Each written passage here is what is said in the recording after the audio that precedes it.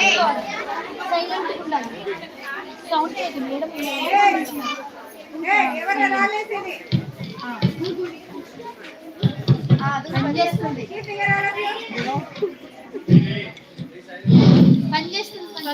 Children, good morning. మనం ఇక్కడ ఎందుకు కూర్చున్నాం? దసరా అంటే ఏంటి?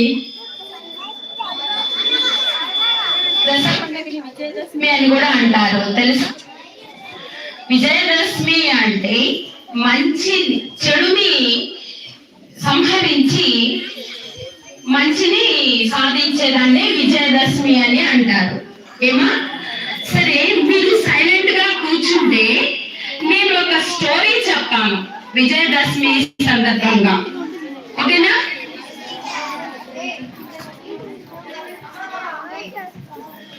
ఇల్లు మా టీచర్ దగ్గరికి కావచ్చు.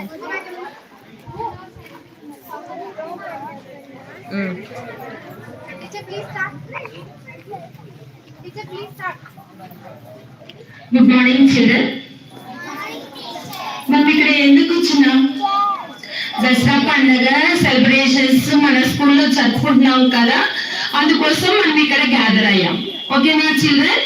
సరే, విజయదశమి అంటే ఏంటో తెలుసా మీకు?